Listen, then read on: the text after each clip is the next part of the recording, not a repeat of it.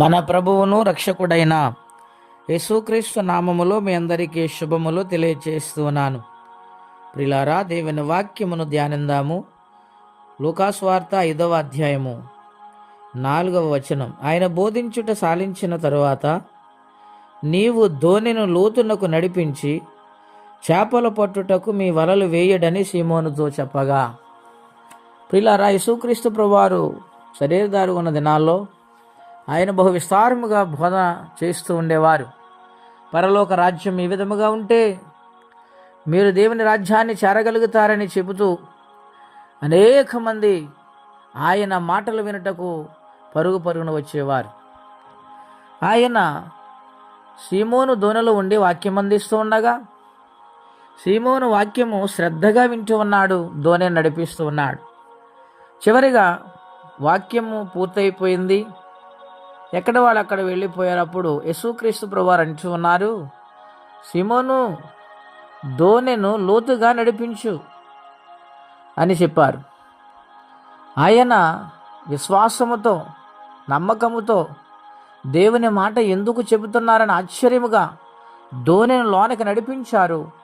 నడిపించినప్పుడు ఆయన అన్నారు, ఇప్పుడే వల చేపలు పట్టు అని చెప్పినప్పుడు పేతురు గారు అంటూ ఉన్నారు, అయ్యా, రాత్రంతా మేము ప్రయాసపడ్డాము, ఒక్క చేప అయినా పడవలేదు, మా ప్రయాస అంత వ్యర్థమైపోయింది నాయనా, అయినను నీ మాట చెప్పు, నేను వల వేస్తానని దేవుని మాటకు లోబడ్డాడు.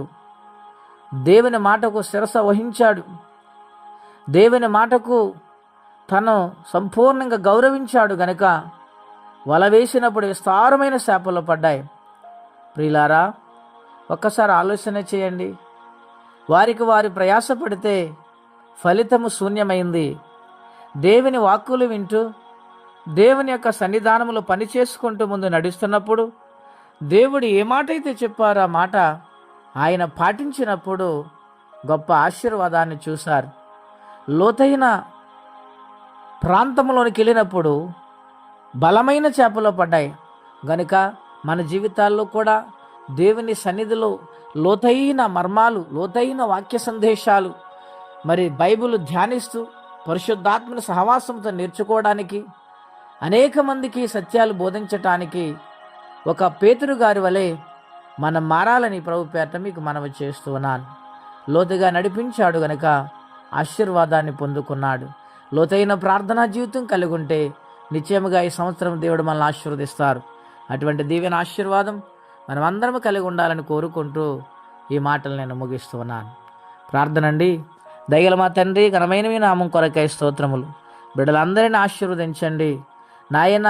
పైన భక్తి చేయటం కాదు, లోతైన భక్తిలోనికి, లోతైన వాక్య సందేశాలు నేర్చుకోవడానికి పట్టుదల దయచేయండి, ప్రార్థన దయచేయండి, భక్తి జీవితము దయచేయండి ప్రభువా.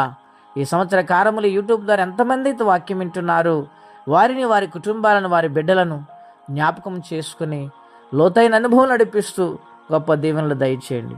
ప్రత్యేకంగా కష్టపడుతున్న బిడ్డలు, ఆర్థిక సమస్యలతో ఉన్నవారు, అప్పులతో బాధపడుతున్నవారు, కొరతలతో ఉన్నవారు, వారందరికీ సహాయం పంపించి మహిమ తెచ్చుకోమని ఈ దినం దీవెనకరంగా మార్చమని యేసుక్రీస్తు వారి పుణ్యనామములో ప్రార్థించి వేడుచున్నాము తండ్రి. ఆమేన్. దేవుడు దీవించును గాక. ఆమేన్.